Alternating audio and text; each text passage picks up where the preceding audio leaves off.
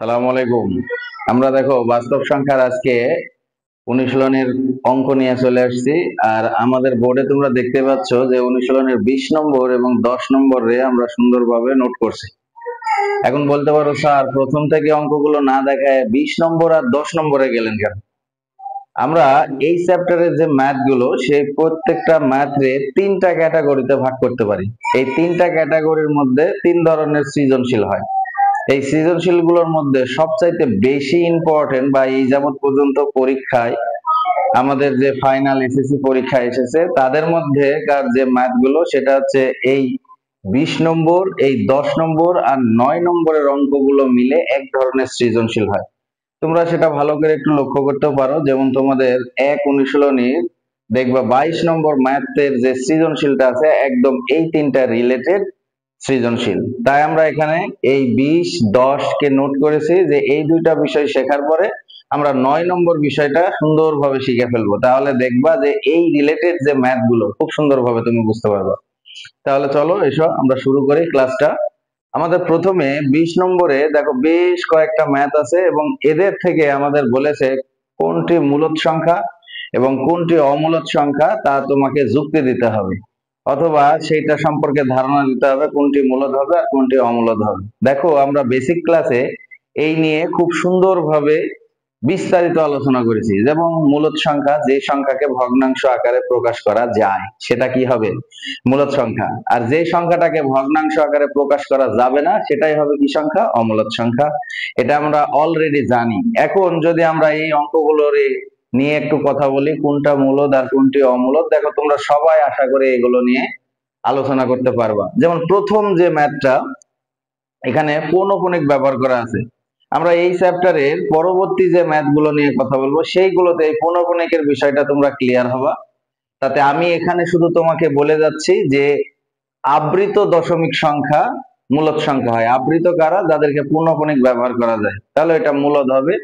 এটাও তাহলে মূলদ হবে। আমি এখানে এটা নিয়ে কথা বলছি না, কারণ আমি এটা নেক্সট ক্লাসে যখন আমরা আবৃত অনাবৃত অঙ্ক নিয়ে কথা বলবো তখন এটা শেখাবো। এখন আমরা খ নম্বর থেকে একটু শুরু করছি, তোমরা ভালো করে লক্ষ্য করে দেখো। দেখো আমাদের খ নম্বরে দেওয়া আছে √9। আমরা দেখো মনে হয় সবাই এই বিষয়টা ভালোভাবে শিখছিলাম যে রুট যুক্ত সংখ্যা যেগুলো মূলদ হয় আর অমূলদ হয় কিভাবে। যে সংখ্যাটা পূর্ণবর্গ, যেই সংখ্যাটা পূর্ণবর্গ, একই সংখ্যা দুইবার গুণ করে পাওয়া যায়, সেই সংখ্যাটার যদি বর্গমূল বলে সেটা সব সময় মূলদ হবে। যেমন আমরা দেখতে পাচ্ছি 9 একটা পূর্ণবর্গ সংখ্যা, আমরা 3 এর উপরে স্কোয়ার দিলেই দেখো 9 হয়ে যায়। তার মানে 3 দুইবার গুণ করলে 3 3 9 হয়। তাহলে আমরা যদি এখন বর্গমূল আর স্কোয়ারটা কেটে গেলে আমাদের শুধু থাকে দেখো 3। তার মানে √9 এর একটা মান হচ্ছে পূর্ণ সংখ্যা। আর আমরা এটা জানি পৃথিবীর সকল পূর্ণ সংখ্যা মূলদ সংখ্যা হয়। তাহলে আমরা দেখলাম যে √9 কে ভগ্নাংশ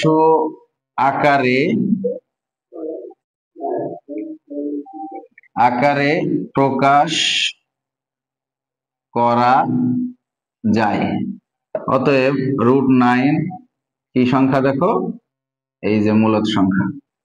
এটা আশা করি আমরা বুঝতে পারছি। তাহলে পূর্ণবর্গ সংখ্যার উপরে যদি বর্গমূল থাকে তাহলে সেটা একটা পূর্ণ সংখ্যা নির্দেশ করে এবং এই পূর্ণ সংখ্যা সব সময় হবে মূলদ সংখ্যা। এবার আমরা পরেরটাতে যাই। দেখো পরের যে আছে গ নম্বরটা, আমরা এই ম্যাথটা নিয়ে যদি একটু কথা বলি, সবাই একটু ভালোভাবে ফলো করো। দেখো গয়ে দেওয়া আছে আমাদের √11। তোমরা একটু বলো তো যে 11 কি পূর্ণবর্গ সংখ্যা? একই সংখ্যা দুইবার গুণ করে কি 11 পাওয়া যায়? না। আমরা এটা ভালোভাবে একটু বুঝতে পারি। দেখো চেকিং দিতে পারি কিভাবে। যেমন 2 গুণ 2 করলে 4 হয়, 3 গুণ 3 করলে 9 হয়, 4 গুণ 4 করলে 16 হয়। তার মানে আমরা পূর্ণবর্গ সংখ্যা 4 হয়, 9 হয় আর 16 হয়। তার মাঝের কোন সংখ্যা পূর্ণবর্গ সংখ্যা নয়। তাহলে যে আমরা লিখে রাখছি √11, তাহলে √11 কি পূর্ণবর্গ সংখ্যা? কখনো নয়। তাহলে √11 এর মানটা আমরা বের করব। একটু তোমরা ক্যালকুলেটর ইউজ করে এটার মান যেটা হয় সেটা একটু বের করে ফেলবা। তারপরে আমরা লিখবো যে এই জায়গায় √11 কে ভগ্নাংশ আকারে প্রকাশ করা যায় না। তাহলে তারপরে আমরা লিখে দেব √11 কি সংখ্যা? এই যে অমূলদ সংখ্যা। তাহলে আমরা বুঝলাম √11 এর মানটা বের করলে অসীম দশমিক সংখ্যা আসে, আর এই অসীম দশমিক সংখ্যা সবসময় কি সংখ্যা? অমূলদ সংখ্যা। আসো আমরা পরের অঙ্কটা নিয়ে কথা বলি। পরের অঙ্কটা তোমরা দেখতে পাচ্ছ √6/3।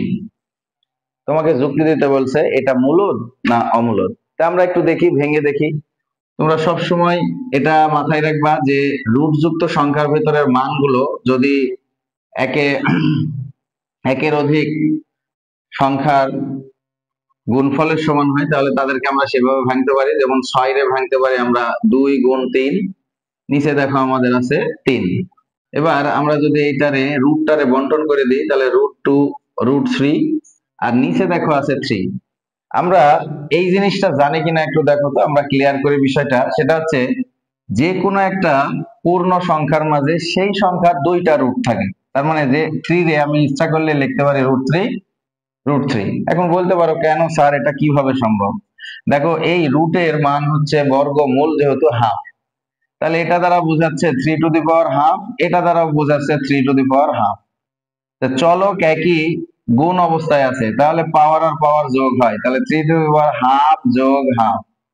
দেখো হাফ আর হাফ যোগ করলে 1 হয়, তাহলে 3 উপরে পাওয়ার 1 মানে 3×3। তার মানে এখান থেকে আমরা একটা সিম্পলি ধারণা পেলাম যে যে কোনো একটা পূর্ণ সংখ্যার মাঝে কয়টা রুট থাকে? সুন্দরভাবে দুইটা রুট থাকে। তাহলে তোমাকে যদি কেউ বলে আচ্ছা তোমার প্রয়োজনে 5 রে তুমি কয়টা রুট লিখতে পারো, তাহলে আমি জানি যে 5 বলতে √5 দুইটা বোঝায়। 6 রে আমি ইচ্ছা করলে √6 লিখতে পারি, আমার ইচ্ছা। এটা কখন আমি ব্যবহার করব? মানের উপরে ডিপেন্ড করে। যেমন এই জায়গায় দেখো আমাদের লবে √2 আর √3 চলে এসেছে, তে হরে আছে শুধু 3। তাহলে আমি এখন নিজের প্রয়োজনে এই 3টারে দুইটা রুট বানাই নিতেই পারি। তাহলে দেখো এই √3 কেটে যায়, আর কেটে গেলে আমাদের যে আকারটা থাকে সেটা হচ্ছে √2/√3। এখন তোমরা বলো তো এটা মূলদ না অমূলদ? অনেকেই আকারটা দেখে বলে দিবা যে স্যার এটা মূলদ সংখ্যা। কেন? দেখো √2 পি স্যার, আর √3 হচ্ছে কিউ। তাহলে এটা হচ্ছে একটা লব আর এটা হচ্ছে হর, যেহেতু লব বাই হর আকারে প্রকাশ হয়েছে তাহলে এটা আমাদের কি সংখ্যা? মূলদ সংখ্যা। কিন্তু তোমরা একটা বিষয় জেনে রাখবা। বিষয়টা কি? একটা সমুদ্রে আরেকটা সমুদ্র দিয়ে ভাগ দিলেও এটার রেজাল্টটাও সমুদ্রই আসে, মানে অসীম বিষয় নিয়ে আলোচনা। এটাও একটা অসীম সংখ্যক সংখ্যা, এটাও একটা অসীম সংখ্যক সংখ্যা। একটা অসীম বিষয়ের আরেকটা অসীম দ্বারা ভাগ দিলে রেজাল্টও হয় অসীম। যার কারণে তুমি যদি দেখো লব এবং হর সেটা অসীম দশমিক কোন সংখ্যা, তাহলে সেটা ভগ্নাংশ আকার দেখা গেলেও এটা মূলদ হবে না। তাহলে আমরা এখন বলবো যে অতএব √6/3 কে ভগ্নাংশ আকারে প্রকাশ করা যায় না। তাহলে অতএব √6/3 কি সংখ্যা? এই যে অমূলদ সংখ্যা। আশা করছি এই বিষয়টা বুঝতে পারছো। দেখো পরের বিষয় হচ্ছে আমাদের ও নম্বরটা। এটা সুন্দরভাবে নোট করে নাও, যারা তোলার দরকার আছে আর কি। যেহেতু আমরা অধ্যায় ভিত্তিক আলোচনাগুলো করছি, সব ম্যাথ গুলো যদি তোমরা সিরিয়ালি তুলে রাখো যেগুলো সৃজনশীল হয়, একে অপরের সাথে সম্পৃক্ত, তাহলে দেখবা তোমার ভবিষ্যতে এইগুলো খুব সুন্দরভাবে কাজে দিবে। তাহলে এইটা হচ্ছে আমাদের গ নম্বর। এবার আমরা এই যে ঘ নম্বরটা নিয়ে কথা বলি। এটা ঘ নিয়ে কথা বলছি, এবার ও নম্বরটা নিয়ে আমরা দেখি। ও নম্বরে দেখো আমাদের লেখা আছে √8/√7। এই বিষয়টা দেখো কে বলে? আমি বললাম √8 ও পূর্ণবর্গ বাদে একটা সংখ্যা, 7 তো হচ্ছে মৌলিক সংখ্যা। তাহলে এটাও হচ্ছে অসীম, এটাও অসীম। এদের মানটা বের করলে দেখবা যে এটাও অসীম দশমিক সংখ্যা, নিচেরটাও অসীম দশমিক সংখ্যা। তা আমরা কেবলই বললাম একটা সমুদ্র বা অসীম বস্তুরে আরেকটা অসীম বস্তু দ্বারা ভাগ করলে রেজাল্টটাও কি আসে? অসীম আসে। তাহলে এটাও যেহেতু অমূলদ, এইটাও অমূলদ, তাই ভগ্নাংশ চেহারা দেখা গেলেও এটা কিন্তু মূলদ আকারে প্রকাশ করা যাবে না বা ভগ্নাংশ আকারে প্রকাশ করা যাবে না। তাহলে এটা আমাদের হয়ে যাবে √8/√7। এটাকে ভগ্নাংশ আকারে প্রকাশ করা যায় না।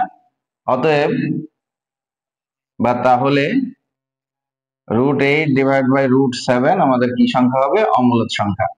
এগুলো আমাদের একদম সিম্পলি হিসাব। আমরা এই ম্যাথটা করার সময় অবশ্যই সমান সমান দিয়ে √8 এর মানটা কি বের হয় অসীম দশমিক ডট ডট দিয়ে লিখবো, এটারটা লিখবো, তারপরে আমরা এই নোটটা দিয়ে দেব। তাহলে দেখো এটা হচ্ছে আমাদের ও নম্বরটা। এবার আমরা চ নম্বরটা যদি দেখি, দেখো আমাদের আছে √27 ডিভাইড বাই √48।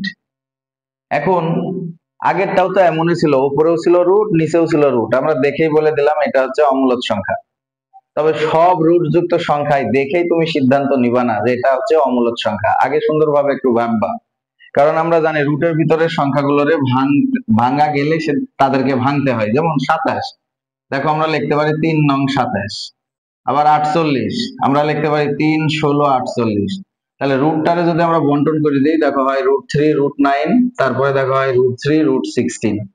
এবার √3 কেটে গেলে আমাদের দেখো √9 কে 3 লেখা যায় আর √16 কে 4 লেখা যায়। দেখো একটা ভগ্নাংশ আকার বা p/q আকার চলে আসছে। তাহলে আমরা বলতে পারি যে অতএব √27 ডিভাইড বাই √48 কে ভগ্নাংশ আকারে প্রকাশ করা যায়। যেহেতু যায় তাহলে √27 ডিভাইড বাই √48 একটি কি সংখ্যা? মূলদ সংখ্যা। আশা করছি এটাও আমরা বুঝতে পারছি চ নম্বরটা। এবার আমরা যাই 6 নম্বরে। দেখো ভগ্নাংশ ভাগ দিয়ে আবার ভগ্নাংশ। আমরা জানি ভাগের নিচে যদি ভগ্নাংশ হয় এটারে গুণ করলে উল্টায় যায়, এটা কাটাকাটি করলেও দেখো লব আর হর আকার থাকবে, তাহলে এটা অবশ্যই মূলদ সংখ্যা হবে। তোমরা এগুলো সব নোট করবা এবং সংরক্ষণ করবা নিজের কাছে। তাহলে দেখো আমরা যদি এবার চ নম্বরটা নিয়ে কথা বলি, 6 নম্বরটা নিয়ে, তো 6 হচ্ছে আমাদের 2/3, নিচে আবার আছে 3/7। আমরা জানি যে ভাগের নিচে যদি ভগ্নাংশ থাকে তাহলে লবটা ঠিক থাকে আর হরেরটা উল্টায় যায়। একটু লক্ষ্য করে দেখো তো, এটারে আমরা লিখতে পারি না, যেহেতু কাটাকাটি হয় না। 7 দুগুণে 14 আর 3 ত্রিকে 9, যেহেতু ভগ্নাংশ আকারে প্রকাশ করা যায়, তাহলে আমরা লিখবো 2/3 আর 3/7 কে ভগ্নাংশ আকারে প্রকাশ করা যায়। অতএব আমাদের 2/3 আর 3/7 মূলদ সংখ্যা। এগুলোকে বলা হয় যুক্তি দেওয়া। একটা মূলদ সংখ্যা কিনা আর অমূলদ সংখ্যা কিনা যুক্তি দেওয়া। এগুলো তোমাদের সৃজনশীলের দেখবা ক নম্বরে অ্যান্সার করতে আসবে যে কোনটি মূলদ কোনটি অমূলদ, যুক্তি দাও। তাহলে আমরা এইভাবে যুক্তিগুলো দেব। এরপরে দেখো আমাদের জ নম্বরটা, বর্গের জ নম্বরটা দেখো আবার পূর্ণকণিক ব্যবহার করা আছে। তো স্যার ক এর মতো খটাও এখানে করাবে না, কারণ আমরা নেক্সট ক্লাসে যখন পূর্ণকণিক নিয়ে কথা বলবো সেই সময় আমরা এই বিষয়গুলো খুব সুন্দরভাবে বুঝতে পারবো। কেন মূলদ হচ্ছে, কেন ভগ্নাংশ হচ্ছে, সেই বিষয়টা আমরা বুঝতে পারবো। তাহলে দেখো 20 নম্বরের যে আমাদের অঙ্কগুলো ছিল সেইগুলো মোটামুটি আমরা সবগুলোই কভার করলাম এবং এইগুলো খুবই সহজ, মূলদ অমূলদ যুক্তি দেওয়া। এবার আমরা যাব 10 নম্বরের অঙ্কটা। এটা আবার সৃজনশীলের খ নম্বরে দেখবা 4 মার্কের জন্য। তাহলে এটা কিভাবে মানগুলো নিতে হয় বা কিভাবে অ্যান্সার করতে হয় সেই বিষয়টা নিয়ে আমরা আগামী ক্লাসে কথা বলবো। আজকে এই পর্যন্তই। সবাই ভালো থাকি। আসসালামু আলাইকুম।